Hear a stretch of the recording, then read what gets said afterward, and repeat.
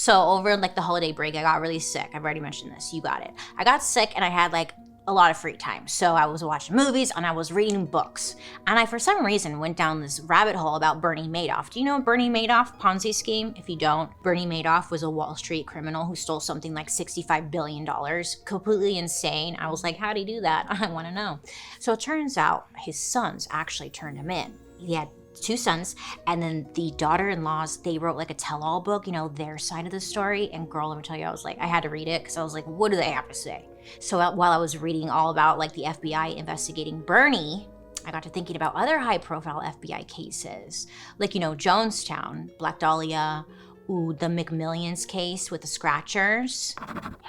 And I kept coming across this one major story, FBI story, that I had never heard of before. By the way, those Bernie Madoff books, they were not good. I couldn't. Anyways, this story was called COINTELPRO. And with each new thing I learned about it, I was like, how the hell did I not learn about this in school for sure? And like, why aren't we talking about this more? There's something here. Are we paying attention? Today we're taking a deep dive into the dark waters of COINTELPRO.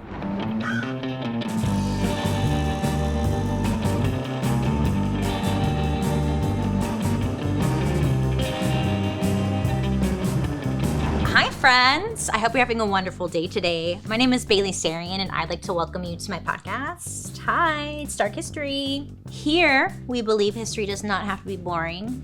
A lot of the times it's tragic, let's be honest. Sometimes it's happy. And a lot of it can be uncomfortable. But either way, it's our dark history.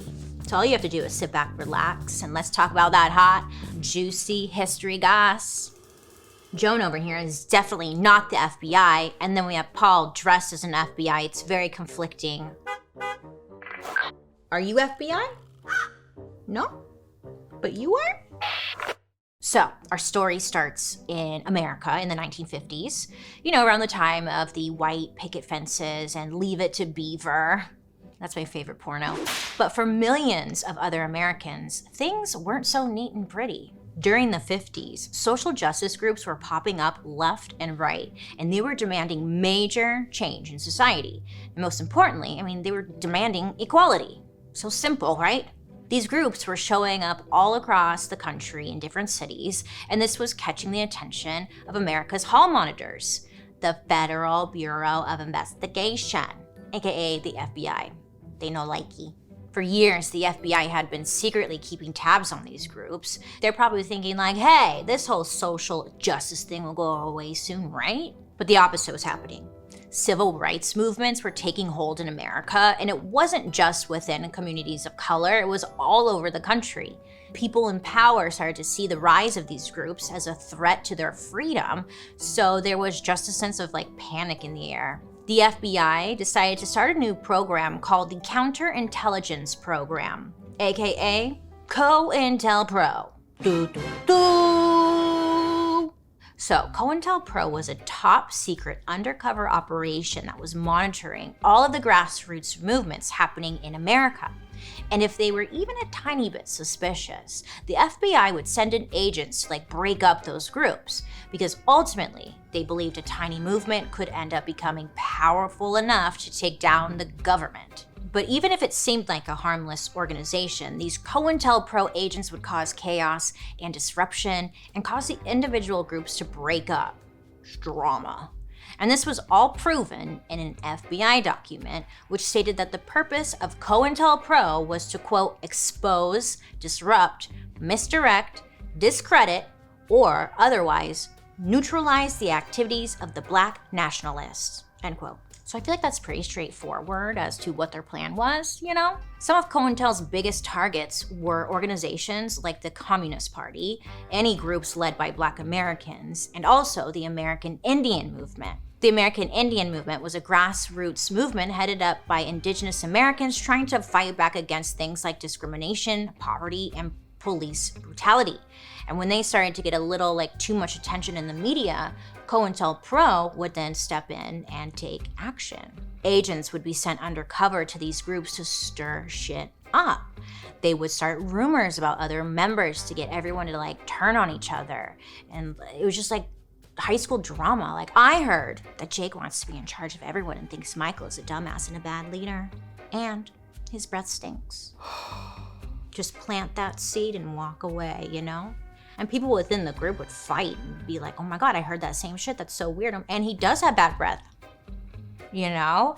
Look, people within the group would fight and lose sight of the mission, and it would just be a whole mess. This usually worked, but let's say if this didn't work, then agents would round up the leaders of the movement and throw them in jail for months at high bail costs so they wouldn't be able to get out. But if that didn't slow them down, COINTEL would play even dirtier. So they would use a tactic called snitch jacketing. I know. So this was essentially when agents would start rumors that people within a movement are snitches for the FBI, even if that was totally untrue, which it usually was. All the FBI needed to do was plant the seed of suspicion, you know? People who were snitch jacketed would usually be driven out of the organization or even sometimes killed. Between all of that, this would cause major damage to the movement by creating chaos in their ranks. Many of these groups never really even got a fair chance to make real change happen. And of course, the FBI didn't play by the rules when they were messing with them. I mean, they were just taking down these groups by any means necessary. Almost 80% of all of their actions against civil rights groups were targeted at one in particular, the Black Panther Party. This organization focused on making political moves to help Black communities get access to decent housing and education, equal rights in society, and to fight police brutality. In the media, they only seemed to focus on how this group seemed to carry weapons. It's like, yeah, of course they wanted to. They wanted to defend themselves. And don't they have a right to bear arms? The fact that they had these weapons, it seemed to upset a lot of people. So they ended up getting labeled as an extremist group. The FBI believed that Black nationalist groups, especially the Black Panthers, were essentially anarchists trying to ruin America. And there was one guy they had their eyes on, a leader capturing the hearts and minds of thousands of people and pushing for radical change in America. Our country has our priorities way out of whack. Like, it seems too easy to get a credit card. I remember when I got my first one, it was like, what? The bank is gonna give me all this money? Okay, great. But when it comes to like seeing a doctor or a dentist or an optometrist or whatever, you gotta wait days, weeks, months. Maybe you don't even go because it's like, step one, find a doctor, you know? Well, that all changes with ZocDoc. I love ZocDoc, let me tell you. If you don't know, ZocDoc is a free app and website where you can search and compare highly rated in-network doctors nearby. And once you find the doctor that you need, you can book them immediately. Like, no more waiting on hold or being told that they can't see you until like 2025 or whatever. I mean, listen to this. The typical wait time to see a doctor booked through ZocDoc is between 24 to 72 hours. And they even have same-day appointments on there. And hey, I mean, I don't know about you, but I don't plan my medical problems in advance. I mean, it would be nice, right? But unfortunately, that's not the world we live in. Oh, recently I've struggled with my health. I'm good. Whatever. But thank God I had ZocDoc on hand. I was able to see a specialist and I was able to book an appointment with the specialist through the app, pick the time, the day, like I booked it all through the app. So easy. Look at ZocDoc, helping America figure out her priorities one doctor visit at a time. Go to ZocDoc.com/darkhistory and download the ZocDoc app for free. Then find and book a top-rated doctor today. That's ZocDoc, ZocDoc.com/darkhistory. ZocDoc.com/darkhistory. The FBI's director at the time, his name was J. Edgar Hoover, the same slimeball we covered last episode, remember? Yeah. He absolutely hated a guy named Martin Luther King Jr. He hated him. Even though MLK was all about peace, it didn't matter. Hoover and COINTELPRO saw him as an uncontrollable threat that needed to be neutralized. And anyone who disagreed with Hoover was frickin' out. Sadly, MLK was shot and killed in 1968, and there are many rumors out there that COINTELPRO was actually involved in his death. But nothing has been proven, just like all signs point to them. So with that problem, quote unquote problem, out of the way, the FBI had their sights set on another leader within the Black community, a guy named Fred Hampton. So Fred was born on August 30th, 1948 in Chicago, and even at a young age, many thought of him as like a very natural leader. He petitioned his school to allow Black girls to compete for homecoming queen alongside the white girls. He protested against the lack of Black teachers and administrators at the school, and he even rallied for an integrated pool and rec center in his neighborhood. Like, Fred's just amazing, right? At home, Fred would host these free breakfasts on the weekend for kids in the neighborhood who were hungry. I mean, his whole life was about social justice and giving back.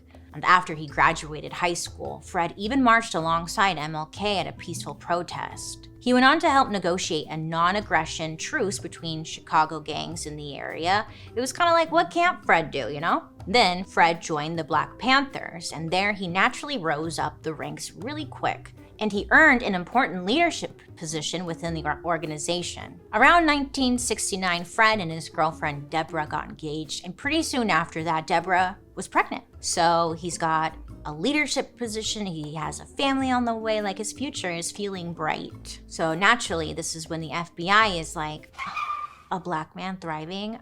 Not on our watch. By this time, in the mid-1960s, the FBI was 12 years into their secret COINTELPRO mission. They had spent over a decade secretly attempting to undermine Black leaders of the civil rights movement. Simply put, the FBI thought these men had too much power, so they felt threatened that the fabric of America was about to unravel. It looked a lot like Fred was going to be what Hoover believed was the, quote, Black Messiah that he was afraid of. He was about to make it his personal mission to stop Fred from building a movement that would become too big to take down. To the FBI, this up-and-comer from Chicago had the ability to unite not just Black Americans, but millions of people from all walks of life. Fred's political power was growing by the day, and he was on the fast track to becoming a major power player in the civil rights movement. So the FBI decided something drastic had to be done. Around this same time, across town, there was a troubled young man named William O'Neill. Now, William, he was 18 and he was living in Chicago. And at the age of 18, he had built himself, quite the criminal rap sheet. He had gotten into trouble for things like kidnapping, home invasion, and like torture. So small stuff. And most recently, he had driven a stolen car across state lines, and he got into a car accident and then fled the scene. And that was kind of the cherry on top for the shit Sunday for young William. Because he crossed state lines, the FBI gets involved. So an FBI agent working under Hoover comes to William with an offer. The agent told William that every single one of his charges, not just the car theft, all of them, would poof, magically go away. And it would go away if he did a couple of favors for the FBI.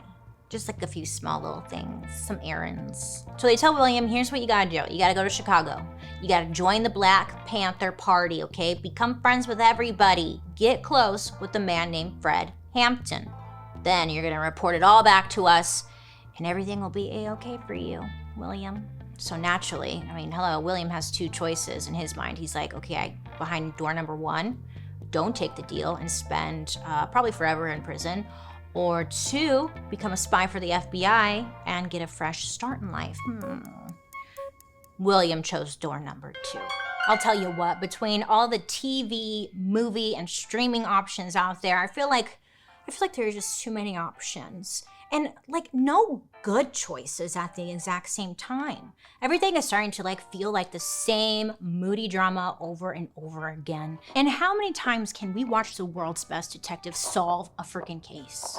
We need to spice things up, which is why I think you're gonna love Dipsea. Dipsea is an app full of hundreds of short, sexy audio stories designed by women for women. They bring scenarios to life with immersive soundscapes and realistic characters. You can discover stories about second chance romances, adventurous vacation flings, and even hot and heavy hookups. Wink, wink. I know I'm sweating just thinking about it.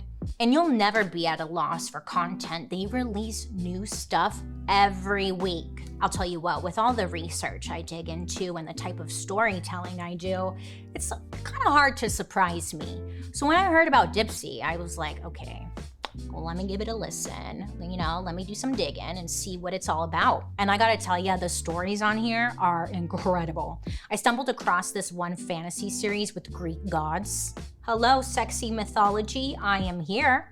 I was not disappointed, and you won't be either. I mean, look at Dipsy out here, just providing the spice to life that we are all needing right now. For my listeners out there, Dipsy is offering an extended 30-day free trial when you go to dipsystories.com/darkhistory. That's 30 days of full access for free when you go to Dipsy, DIPSEA, stories.com/darkhistory. Again, one more time, dipsystories.com/darkhistory. So over the next year, William joined the Black Panthers and rose up the ranks. He became not just like a reliable member of the organization, but also a trusted friend of Fred. Oh yeah. So William was given keys to several Black Panther headquarters and safe houses. And not only that, William became Fred's bodyguard and head of security. Meanwhile, William was reporting back to the FBI, secretly giving all the info on Fred and the group. During this time, the Chicago police were also randomly conducting raids on Panther offices. They were rounding up members of the organization and arresting them on whatever charges they could think of. For example, Panthers would get arrested on reports that they were stealing cars, and if the police looked into it, turned out they were not stealing cars, they were actually driving their own cars. So, yeah. Police would show up maybe where the Panthers were meeting, claiming that there was reports of a stabbing, and then that would turn out to be false. Panthers even got arrested on charges of assaulting officers when an assault never took place. It was just coming from all sides. The police even burned down the building where the Panther offices were. But that didn't stop Fred or the Panthers. In fact, it only motivated them to work harder. And to them, it proved exactly what they were fighting against: police brutality and corruption. So the Chicago police and the FBI are talking. They're like, this obviously isn't working. We tried arresting people, nothing happened. We even tried blowing everything up and it didn't work. So the FBI decided they had to ramp things up. They felt that if they wanted to kill the snake, they needed to cut off the head. The FBI told William, their informant, that he needed to get a detailed floor plan of Fred's apartment. And on that floor plan, they wanted to know which specific bed Fred slept in, which is why would you want to know that? That's kind of weird. William wasn't in a position to ask questions. He didn't want to go to prison. So he just did what he was told. He ended up getting this floor plan and he handed it right over. And then you'll never believe what the FBI ended up doing with that information. On the evening of December 3rd, 1969, Fred taught a political education class at a nearby church where William was in charge of security. After that, Fred invited some members of the Panthers over for a little dinner at his apartment, which was located on the west side of Chicago. William steps up and volunteers to cook the meal for all of the guys, and everyone's like, oh my God, what a nice guy, Great. While he was doing all of that, William slipped something called secobarbital into one of Fred's drinks. This is a fast-acting sedative, so it would knock you right out. He was literally going to aqua tofana someone. Fred. And people have been doing this for years, right? William did this because the FBI told him that the Chicago police were going to raid Fred's home that very night. They wanted to make sure that Fred wouldn't be awake during the raid. Eventually, the dinner party ends and William leaves and Fred winds down for the night. He calls his mom to check in. Not sure what they talked about, doesn't matter. And at about 1:30 a.m., Fred falls asleep while he's on the phone with his mom. From 1:30 a.m. to about 4:44 a.m., Fred is sleeping peacefully in his bed next to his pregnant fiancée, Deborah. There were also a few other Panthers sleeping over as well. But then 4:45 a.m. rolls around and all hell breaks loose. The front door of Fred's apartment is kicked in. 14 Chicago police officers in street clothes storm his place. And right away, it was clear that this was not a normal raid. These guys were armed with pistols, shotguns, machine guns, and knew every square inch of Fred's place, thanks to William's floor plan. They first encountered a Panther who was on guard that night. His name was Mark. Mark was armed, and as soon as the cops saw him, they shot him right in the heart. It was said that Mark did shoot back, but it's unclear if his gun went off after he was killed, because maybe like when he fell, like the gun went off, or if maybe like his arm or body spasmed and then that's why the gun went off. Do you know what I'm saying? You get it. But the bullet from Mark's gun shot upward into the ceiling. The cops marched through the apartment firing their weapons the whole time, despite the Panthers pleading with them to stop. Like, it was not necessary. Reports say they fired about 90 bullets, wounding several Panthers as they made their way to Fred's bedroom. A fellow Panther hurried into like Fred's bedroom trying to wake him up, saying like, Chairman, like, wake up, pigs are vamping. But again, Fred was drugged, and he really couldn't wake up even if he wanted to. The details of what happens next comes from Fred's fiancée, Deborah, who witnessed all of this firsthand. Deborah said the cops stormed the entrance to the bedroom and would not stop shooting. She said it felt like forever, but it only had lasted 10 minutes. But still, 10 minutes feels like forever. Plaster was flying off the walls, and so many bullets were shot into the mattress that Deborah said it was vibrating. The man who tried to wake Fred up screamed, stop shooting, we got a pregnant sister here. Somehow, Fred and Deborah survived this barrage of bullets. Eventually, the cops did stop shooting once they broke into the bedroom. Even though Deborah was visibly pregnant, they dragged her into the kitchen, and the horror continued. Deborah heard one of the cops say, like, is he still alive? And then moments later, 2 more gunshots ring out. And then she said she heard another cop say, like, he's good and dead now. It's fucked up. Fred was never fully conscious, never left his bed, and was executed at close range with 2 shots to his head.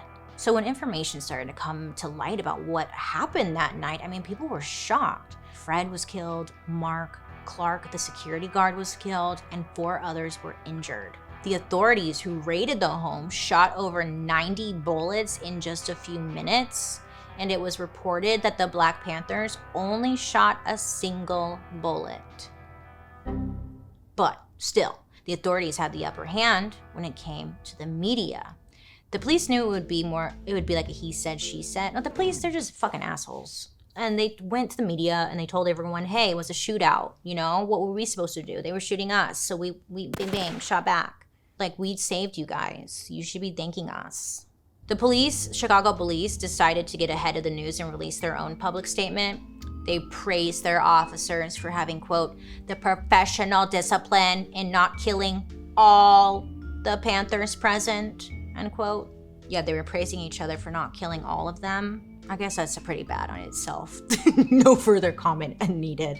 They explained to the public that the Panthers started firing at them through the apartment door before they even entered the space. The Chicago police even went out of their way to film. They literally took part of their budget, right? Chicago police budget to film like a reenactment video.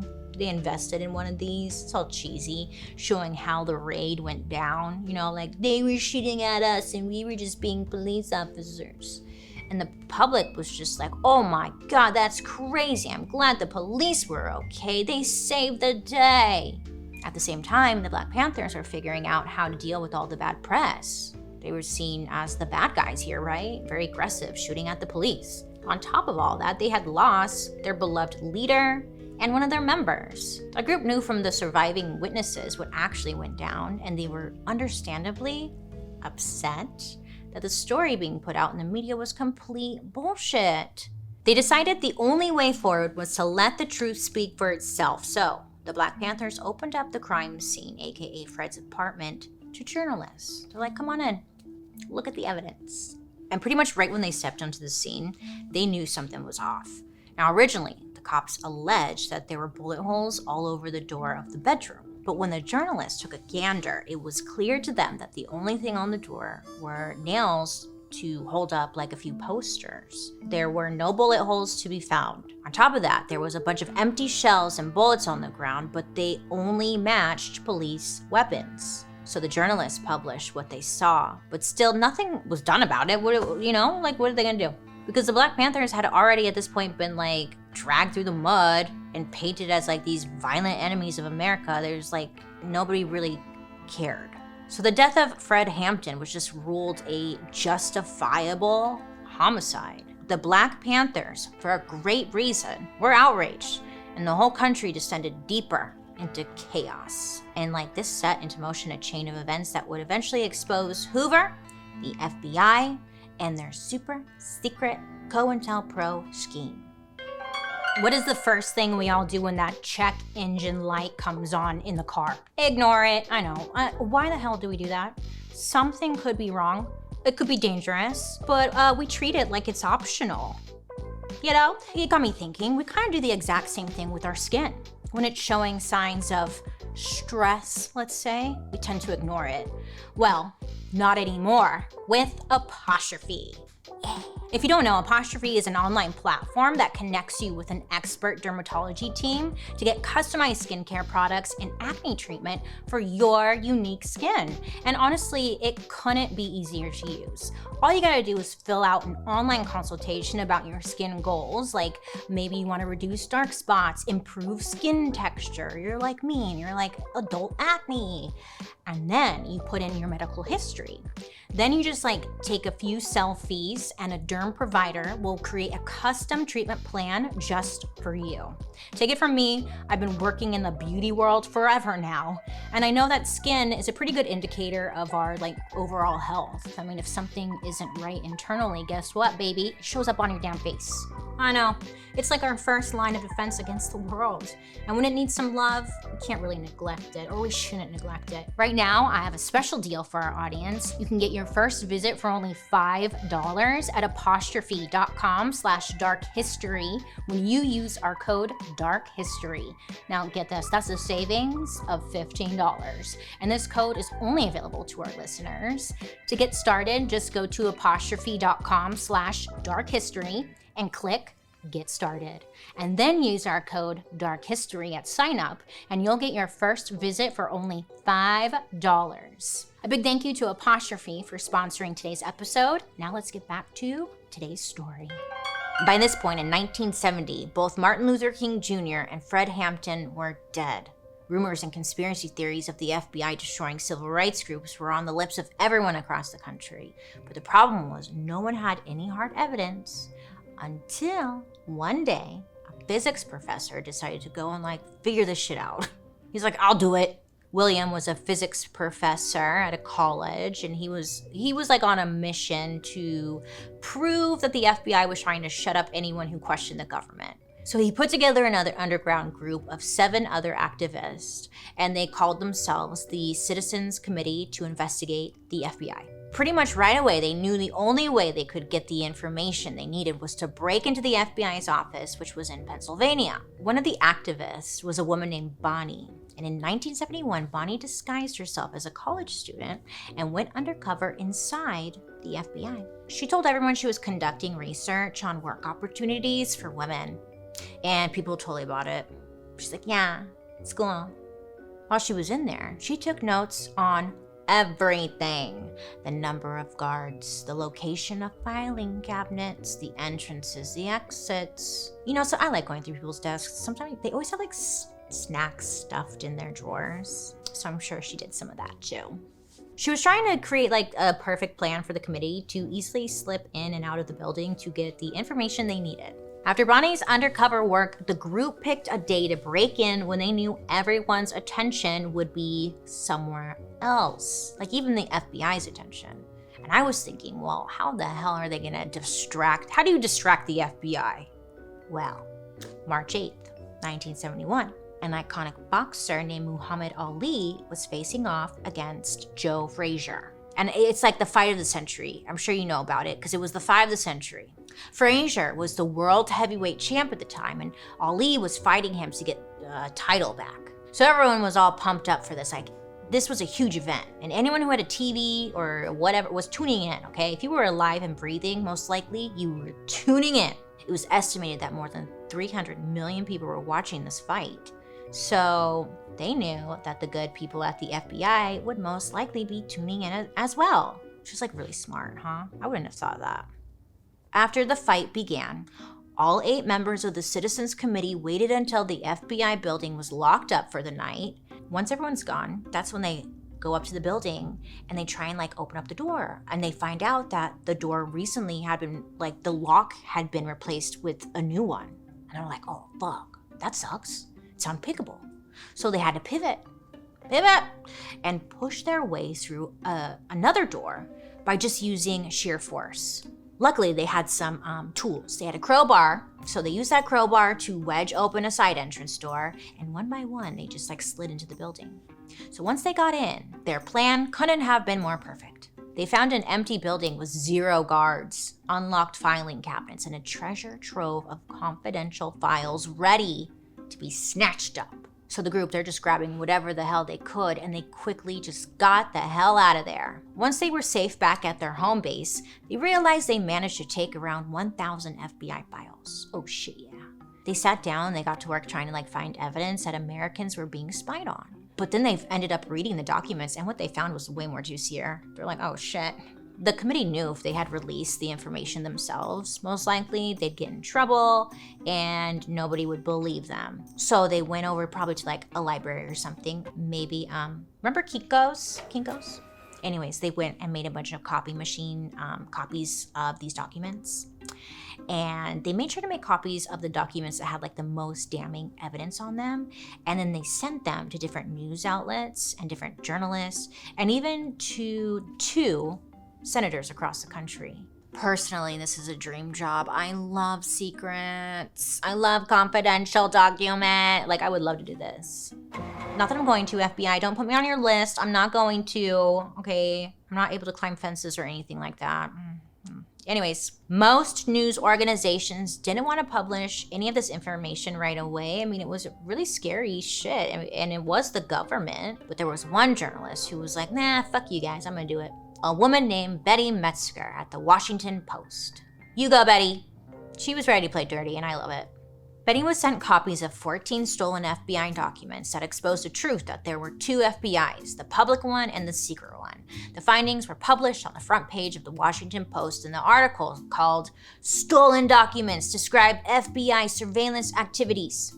And girl, of course, this grabbed the attention of the American people. The secret FBI, in Betty's words, quote, used deceptions, disinformation, and violence as tools to harass, damage, and silence people whose political opinions J. Edgar Hoover opposed, end quote.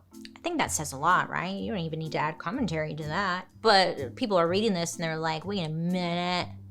We thought the FBI were the good guys, So they're starting to question. And then word got back to J. Edgar Hoover about this article, and he was pissed. When this first started, the FBI was seen as American heroes, taking care of business, keeping everyone safe. And then suddenly there were cracks showing in that perfect image that the FBI had. Betty said, quote, the overall impression in directives written by Hoover was that the FBI thought of Black Americans as falling into 2 categories: Black people who should be spied on, and Black people who should spy on other Black people for the FBI, end quote. Jeez Louise, right? And in this document dump, the American people learned another thing. One of the memos in the stolen files had something written on the heading, COINTELPRO. Now, this was the very first time Americans had even heard that word before. And Hoover, this freaked him out. He was freaking the freak out. He was like, how did they hear about my secret club? Oh my God, oh my God, oh my God. You know what's kind of crazy? Unless it's date night and we're expecting some sexual relations, we put almost no thought into our underwear. We can be so focused on everything else, the outer layers, that we forget about the solid foundation underneath, right? So it's time to build your outfits right every single time, starting with Skims. Skims is a solution-oriented brand creating the next generation of underwear, loungewear, and shapewear for everyone out there. And their best kept secret is their Fits Everybody collection. Oh, look, I'm gonna tell you a little secret. I didn't wanna like Skims, I didn't. I got some underwear and I also got some bras, and I have now transformed my whole underwear drawer is all Skims. I'm not lying though, it is. Their underwear is super lightweight and it molds to your body. You can't even tell it's there. The fabric stretches like crazy. It can stretch to twice its size without losing the shape. I don't know how it works. It's witchcraft and I love it. It's breathable, The hoo-ha needs that. A couple of weeks ago, I posted a story on my Instagram where I was wearing the Skims boy short and the Scoop bralette. I was just like talking whatever, and everyone in my DMs was like, what is this set? What is this set? And I was like, Skims, I'm sorry, but it's great. They have the cutest sets. I'm telling you, the fabric is like buttery soft, it's comfy, it's flattering. Skims are freaking the best. And with sizes from extra, extra small to 4X, everyone can experience this level of comfort. So next time you get dressed, I promise Skims undies will be the first thing you think about. The Fits Everybody collection and more perfect fit essentials are available now at skims.com. Plus, get free shipping on orders over $75. After you place your order, be sure to let them know I sent you. Select podcast in the survey and be sure to select dark history in the drop-down menu that follows. And if you're looking for a gift for your Valentine or for yourself, Skims just launched their best Valentine's shop ever, also available at skims.com. Now let's get back to today's story. Thanks, Skims. So the media started covering this, and it essentially led to the FBI becoming the bad guys. Their reputation down the toilet. And in response to all this, Hoover closed 103 of the FBI's field offices, and he launched an operation called Medburg, or Media Burglary. Yeah, he wanted to investigate how in the hell this break-in happened in the first place. He's still stuck on that. So Hoover had transferred 200 of his FBI agents to Philly to investigate, but they were never able to get to the bottom of it. In the end, the FBI had to pull the plug on COINTELPRO on April 28, 1971. Over the next few years, batches of the FBI's files from the media office continued to be released, and with each new document dump, the public was getting more and more angry. Document dump sounds so dirty, right? It sounds like I'm wearing a diaper and like I'm just like shitting documents. That's where my mind goes. Let me know what you think. Their mind was completely blown, right? Because they're realizing that the FBI is probably bugging their homes. They're like, what the fuck? They're wiretapping? Hello, freedom, where? People were being sent to die. The Vietnam War at this time was going on, so like people are upset like about that. People are feeling betrayed, violated, wanting change, and instead getting met with like violent attacks. People were just pissed off. Like, when was anyone going to face any damn consequences? Around the same time, public uproar pushed the Senate to do something. They put together the Select Committee to study governmental operations with respect to intelligence activities. I know, really just rolls off the tongue, super catchy. But for short, it became known as the Church Committee. Why not just name it that, huh? Well, it became the Church Committee because the senator running it, his name was Frank Church. Anyway, the Church Committee did some investigating and held some hearings that exposed even more illegal operations of the FBI.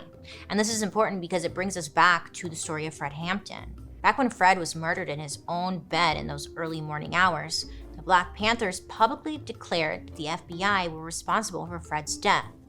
But at that point, they had no hard evidence linking Fred's death to the FBI. That is, until a breakthrough happened in 1973. The Chicago Tribune somehow found out about William. Remember the informant? They published a big old story about it. The minute those papers hit newsstands, William's life was now in jeopardy, right? So he was placed in witness protection and whisked away to California. But with this link between William and the FBI now exposed, lawyers at the People's Law Office in Chicago filed a lawsuit on behalf of Frank Hampton's family and the other Panthers that were impacted by the raid. After the court granted them access to FBI files, the People's Law Office sifted through mountains of documents that were once top secret. And with a little help from that church committee over in Washington, D.C., they were able to discover everything they needed for their case. The first thing was that the FBI planned to use violence against Fred from the jump. And the second thing, which turned out to be their smoking gun, was that the horrible raid in those early morning hours was very much a part of COINTELPRO. I mean, that should be an airtight case, right? Well, I guess not so fast. In January of 1976, the trial of the Fred Hampton civil case began in federal court. and the case completely took over the media. During it, the FBI accidentally, revealed that they hadn't released all of its own files on Fred, William O'Neill, and the Black Panther Party. Sorry about that, you guys. So the judge ordered them to release every single page, and it was just like, way more paper than anyone was expecting. So the next day, some guys are wheeling some shopping carts that are filled with 200 big ass binders that are filled with just documents. So imagine being the lawyers who had to go through all that, you're like, oh fuck. The files showed that the FBI specifically targeted Fred Hampton, that they used William O'Neill to get to him, and there were also massive illegal wiretaps that included conversations between Black Panthers and their attorneys. And then another smoking gun came out of these files. There were memos to and from the FBI headquarters and the Chicago office requesting $300. It's like, what's this for? This money was a bonus for William providing information, aka the floor plan, that was of, quote, tremendous value, which made the raid that killed Fred Hampton a, quote, success. So, evidence, it's all there, right? It's totally obvious that this whole thing is corrupt. But even so, the judge seemed to be on the FBI side. The judge, loved the FBI. Number one fangirl. So this judge ends up clearing the FBI of any wrongdoing when it came to hiding those documents. They were they accidentally forgot. And the judge was like, yeah, I totally get it. You're fine. But the People's Law Office kept fighting and appealed the ruling. They were not going to let them get away with any of this. So on April 23rd, 1979, the court found that the FBI obstructed justice by keeping all those documents about Fred to themselves. They also found evidence that the FBI tried to get rid of the entire Black Panther Party with the raid, and then tried to hide it in court. Death to all of them! Not Black Panthers, the FBI. They need to go. The case went all the way to Supreme Court, who upheld the decision that said, yeah, the FBI fucked up. And it's like, oh, thank God, right? Someone willing to stand up to these shitheads. It would all come to light that the FBI and Chicago police worked together to drug and kill Fred Hampton to stop the Black Panther Party. Documents show that they passed memos back and forth containing all sorts of info, instructions, and directions on how to do it. It's a very shocking cover-up. Even to this day, you can go read the documents that were released. It's very wild and very real. Fred Hampton was just one example of the FBI's criminal actions during the COINTELPRO saga. The FBI also had its hooks in the American Indian movement, which I mentioned earlier. And they went to crazy lengths to fuck with Martin Luther King Jr. I'm talking, they had secret recordings, wiretaps, and blackmail threatening to ruin him. But they didn't kill him. Apparently, the FBI had all sorts of memo, audio tapes, photographs, and film footage of Dr. King from back in the day. In 1977, a judge ruled that the tapes were to be kept under lock and key until 2027. So when 2027 comes around, just you wait, because that Freedom of Information Act request becomes available and we will be looking, right? It's just crazy to think that all this happened because the FBI was running around unchecked for decades. Who's gonna check the FBI? That's a good question. I don't know. They probably have dirt on you, I think this final report of the Church Committee says it best. They said, quote, too many people have been spied upon by too many government agencies and too much information has been illegally collected. Groups and individuals have been assaulted, repressed, harassed, and disrupted because of their political views, social beliefs, and their lifestyles, end quote. I know, I'm over here wondering, damn, has anything really changed? I guess the takeaway here is that the FBI is really fucked up, huh? Whenever you see something in the news over and over again, something that's being hyped up, it's you always need to ask yourself, who does this really benefit? I think that alone is a good question to ask, because usually it's pretty revealing. And if the FBI has done this in the past, they're definitely capable of doing it again, right? So it's what are they up to now? Are there any groups today that they're infiltrating? Probably. I guess we'll have to wait and see, which is fucked up. This place sucks. And if something big does come out, how the F do we Americans keep the FBI in check anyways, you know? Some days we feel so powerless because, like, what really can we do as just a human? I mean, if they were doing this back in the 1950s, imagine what they're doing now. They didn't even have internet back then. They were solving mysteries with paper. Wild. I don't know. I just think this is all fucked up, and it's like, it sucks. And like, it makes me feel hopeless. And that's how I'm gonna end it. Thanks. I would love to hear what you guys think about all this. So let me know in the comments down below. I mean, what do we do as humans, as people? I don't have answers for everything, obviously. I found this story to be incredibly sad and awful. Not that I fully like ever trusted the FBI, you know, but it's like, there's literally no one to trust. And it's like they always have some nasty ass agenda trying to wipe people out for what? So white people can stay happy? What is going on? I hate this place. Anyways, next week we'll be talking about a holiday that is controversial, to say the least. I mean, it's a holiday that is happy for most, I think, and deeply depressing for others. Many people will get pregnant this day. Some say it's a bullshit capitalist grab for money, but some say it's an important expression of love. I say I was not expecting it to be so weird. Next week, I'm talking about public orgies, bloody animal sacrifices, and human raffles. Check out next week's episode on Valentine's Day. Don't forget to join me over on my YouTube, where you can watch these episodes on Thursday after the podcast airs. And while you're there, you can also catch my murder, mystery, and makeup. I'd love to hear your guys' reactions to today's story, so make sure to use the hashtag Dark History over on social media so I can follow along. Now let's read a couple of comments you guys left me. Becoming Nirel had a question for me. Random. Bailey seems so chill and down to earth. I can't even imagine what your guilty luxury pleasure could be. Tell us. That's a good question. You know what? Okay, here it is. My bidet. I have a bidet. Cleans my ass.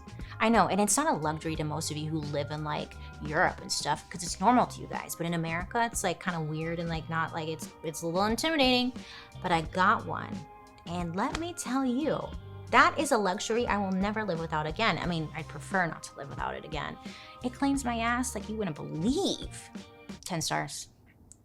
Evisa Moral confessed something to me, saying, quote, I have a confession. I'm only here for Joan. Not you, Bailey, just Joan. Love you, bae. End quote. Well, all right then. Jasmine Collins left us an episode suggestion. Would love to see Bailey talk about Niagara Falls in New York. There's an area known as Love Canal where thousands of pounds of toxic waste were dumped in the 40s and 50s. Homes and a school were built on it. So many people's health were affected and still are to this day. I believe they are still finding dump sites around Niagara Falls. I'm interested. I've never heard of this. And the fact that it's called Love Canal is kind of creepy, right? But it's toxic. Okay, thanks for that hot tip. I will be Googling as soon as I get home. Oh, I am home, I forgot. As soon as I'm done, I'm gonna start Googling. I love you for watching, and I hope you have a good rest of your day. I love you for engaging and commenting and saying hi and hanging out with me. You make good choices, and I'll be talking to you guys later. Bye!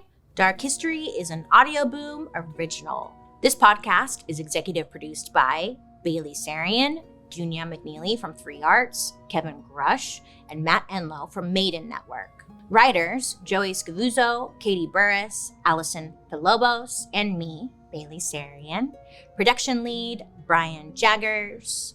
Research provided by Xander Elmore. Special thank you to our expert, Dr. Yahuru Williams. And I'm your host, Bailey Sarian.